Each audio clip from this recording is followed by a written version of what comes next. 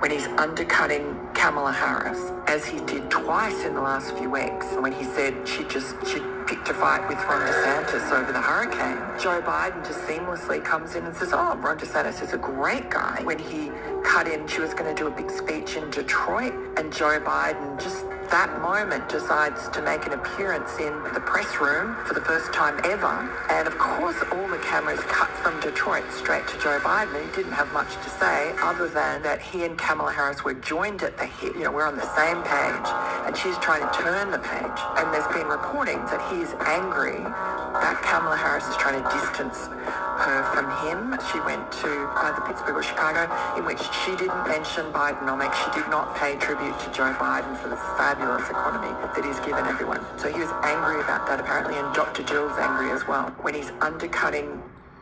Well. You know it's political season when you start distancing yourself from your mentor, from the one who you watched lick ice cream for 3.5 years, and the one that when you had your binoculars out, you saw him chilling out in Delaware under the naked sun. Yeah. I guess Carmela's like, look. I'm out here trying to play the game. I'm giving you your props. Do anything I'm supposed to do. I didn't pledge allegiance to the party. Running my campaign on the straight and narrow. Ain't said too many things about you, Joe. And you would go out here and do this to me? You will go out here and upstage me? Joe, this is my moment. Well, Kamala, welcome to Politics 101, where it changes just like Chicago weather. Good evening, ladies and gentlemen. I am Franchise Pearson, and welcome to my channel. It is Tuesday, the 22nd of October. How are you? Let's say it together. Praise our God from whom all blessings flow. So, what's really going on out here? Will Kamala change her stripes? Will she change? I kind of think she has decided to say, you know what? Now that I recognize what Joe is up to and Dr. Jill, I need to get up and do my thing. Remember that part from James Brown said, I need to get up and do my thing. Can you blame him? You were handed this thing, got your pearls on, the stagecoach is out there, you rocking it, you got the horses, you Cinderella, girl. You got to make it work. Let's see here. Now, Biden was, like she said, Biden stuck in and had a press conference. And, you know, he leaded this thing off, talking about how him and his staff got together and they stopped this shipping strike. And then he just shift gears and put himself out there like, look, I got a legacy. Let me know what you think. Because I think she right. Hey, Joe ever done a press conference? That made me think. Put in the comment section. Has Joe ever done a press conference? That's bizarre. Maybe he didn't take his meds this morning. I don't know. Check it out. I want you to see him bask in the sun for a minute. Watch this. Today, we got more incredible news. Although the strength of the American economy it's about the strength of the American economy. New jobs report, as you all know, you've been reporting, created 250,000 jobs in September. The expectation was for 150,000 jobs in September, which has far exceeded that number. Not only the previous 2 months the previous 2 months was revised up 75,000 jobs. And from the very beginning, we were told time and again that the policies we were pursuing, we put forward weren't going to work, make things worse, including some of the other team are still saying they're going to make things worse. But we've proven them wrong. You know, we've told our we were told our American rescue plan was too big and it would crowd out private investment. We proved them wrong. Vaccinated the nation and got immediate economic relief to people in need. When I came to... I got a question for y'all. Were you all more tuned in and concentrating on his stuttering and babbling than actually what he was trying to, say? I was. And because this is peculiar, I'm going to put the dog pound on this one. I got to put the dog pound. I got to sniff something out. Is something about to happen to Joe? Are they speaking without speaking, having him do something unusual? And to last long, was this a farewell? A week and a half ago, he was at the UN. Now he doing this. Is this a farewell? Read between the lines. All right. Maybe he should have got together with Mr. Star Wars. Do the Wobi Kenobi, however you pronounce it. No, and I said, can I call you Joby-Wan Kenobi? He liked that. But listen, I'm not really here to dominate. I have to turn it back over to our wonderful press secretary, Corinne Jean-Pierre. So thank you all so much. All right, thank you. Thank you. Okay. Thank you so much for being here. I got to get those shapes. Yeah, Colin Wobi Komobi Gobobobi. How you pronounce that?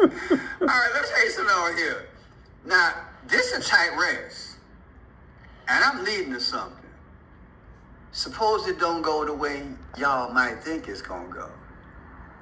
And suppose it is leaning a certain way the last 3-4 weeks, and the numbers don't match what the latest polls say. Okay? Think about it. Watch this. Fundamentally, it's optimistic because you're looking forward to what comes next when this current stage is over. I mean, the campaign in general, they absolutely believe that this is going to be a close race. And they believe that because every single piece of data shows that every single battleground state is going to be competitive. Incredibly competitive and too close to call. And on that note, I want to turn to a terrific piece by our colleague Isaac Dover, which you can read on CNN.com today. And we'll just give you a little taste of it. It's entitled, "A Jittery Harris Campaign Makes Big Plans to Clinch a Narrow Win. Expect more events like the vice president's interview with Charlemagne the God and Julia Roberts' trip to Georgia, both ideas that came right out of the campaign's research. We're not throwing spaghetti against the wall. We have literally studied who these voters listen to," said a campaign official, which kind of reminds me of what Dave... That's a good move. I admire that. You got to go. You got to go. You do your research, and you figure out who's the best person, media person that is, that you would team up with, and or entertainer, and or whomever, fill in the blank, that will give you the best results, especially in the last heat of the last 2 weeks, right? So we getting that. Okay, now check this out. Here's your blue wall blitz, Ms. Perino, all right?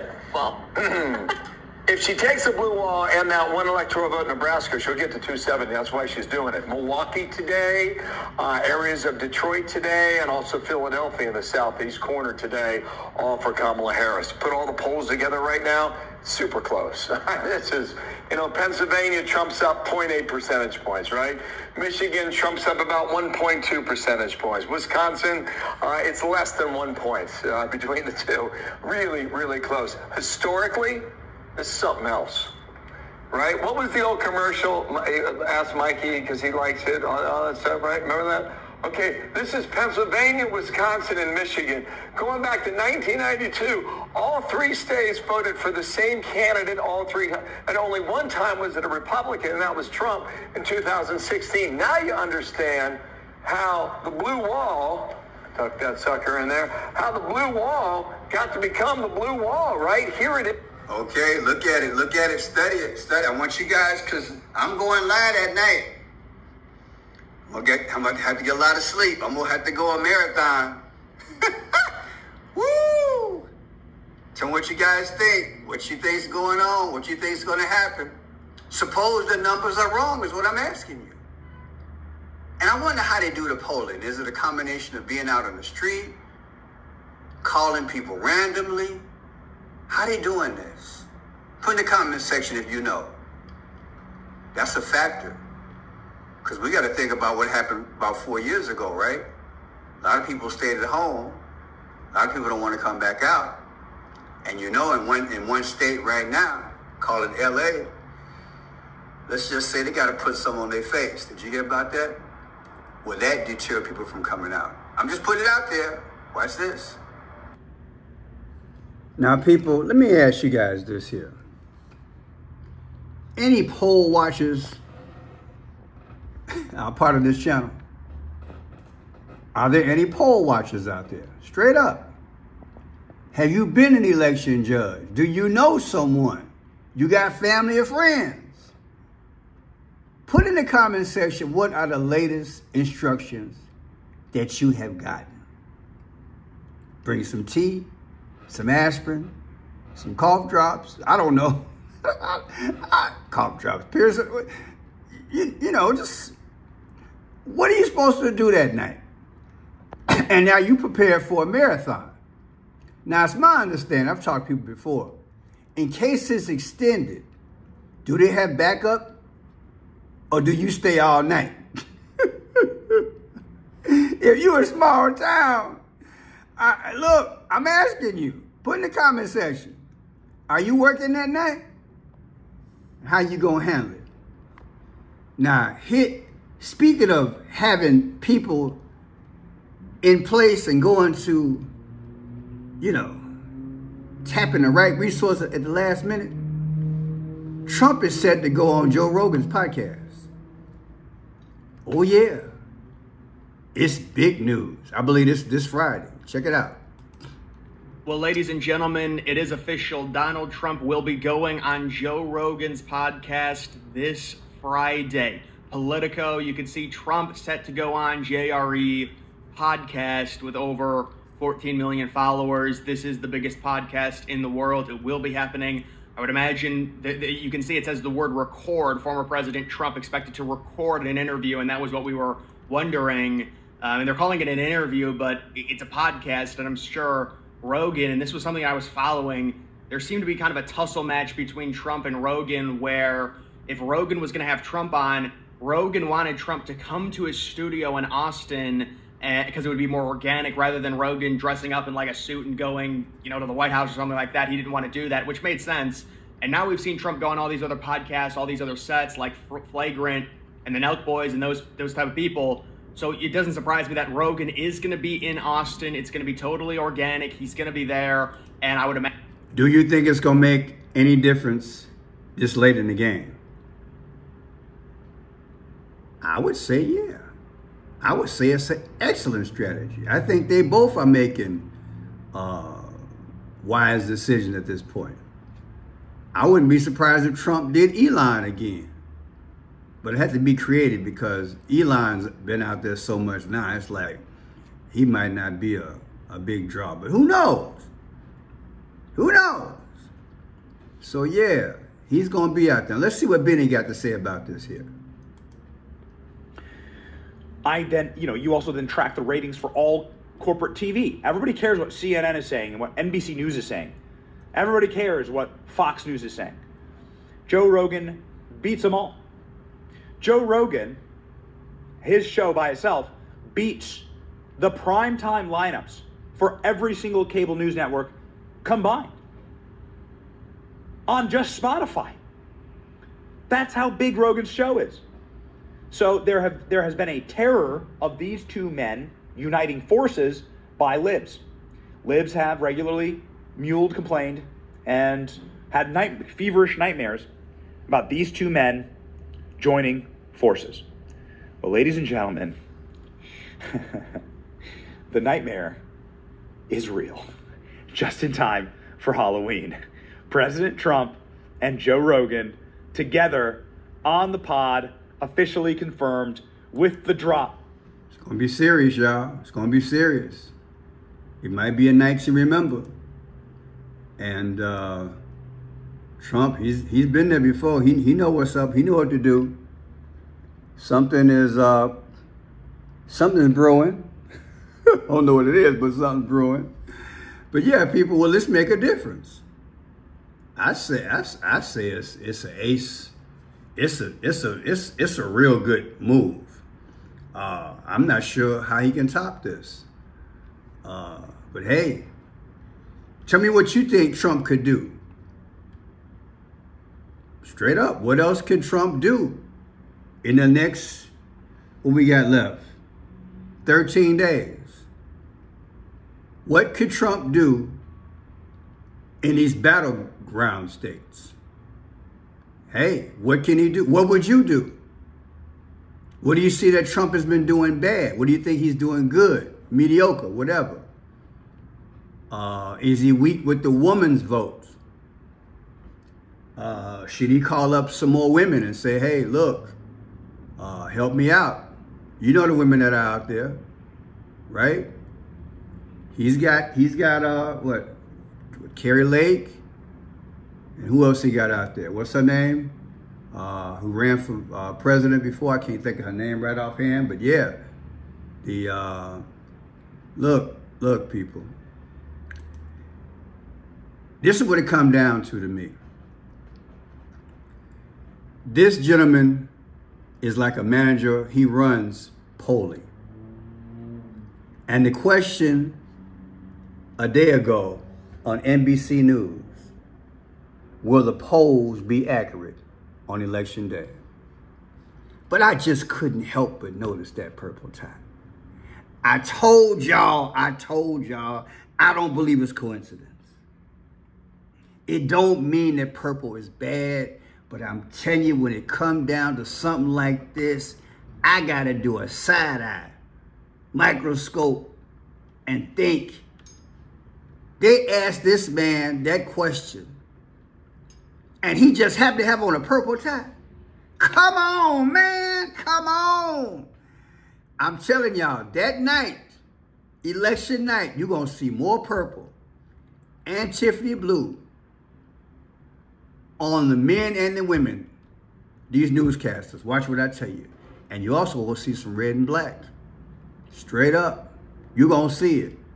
Somebody going to get the memo to all the alphabet stations, including those on the net. Read between the lines. Now listen to this guy talking about the polling. Everyone's views in our poll. After a surprise Donald Trump win in 2016. The polling missed the 2016 election outcome. And a surprisingly close Joe Biden win in 2020. A lot of folks are waking up and saying, why were these seeming to be so off? They do manually dial. Quinnipiac University's poll director Doug Schwartz and others like him have tweaked their methods to better predict who will win in November. How do you think about that in terms of what happened there and what you're doing now? Some pollsters are thinking it's because they missed the Trump voter. And then for us, we don't feel like we missed the, reaching the Trump voter. We got the Trump voter. They were in our poll, but they didn't tell us how they would vote. This time around, we're better prepared. So they're rephrasing their questions. If the election for president were being held today, Doing everything they can to reach those Hello. who are hard to reach. Our motto. Man, I need to go a little bit further, but I forgot my spot. They only get 1 minute I can do. But yeah, people, what do you think? What do you think? You know what? I just happened to see this a few times, and I should have jumped on it earlier, and you probably saw it too. I'm gonna post it in the, if I see something in the, this here. Why'd they show this here? I saw him do this, but I thought that was normal. Then again, who knows? You see the pyramid on his hands? And the purple tie, okay? That's pyramid, okay? It's Egyptian. Is that coincidence? Is he speaking without speaking? But look at this. What does this mean? Put in the comment section if you think that's decode worthy. 8388. We know Trump's text number is 88022. But what is this 83? Do they cancel each other out? Do they go together? I don't know. I'm going to think it through, and I'll post this. It'll be in the description if I figure something out. God bless you. And what do you think? Will the polls be accurate? Will they be accurate? Man, we don't need no delay. I think the average person wants it done that night, at least by 4 or 5 in the morning, and get the results. Because like I said a few days ago, the suspense is just too much. You can cut it with a knife. But at the same time, want to get it right, right? And who knows? Who knows? It could well be a landslide. My name is Franchise Pitcher. Enjoy the work. Please subscribe. Thumbs up. Remember, I come out 3 times a day. God bless you.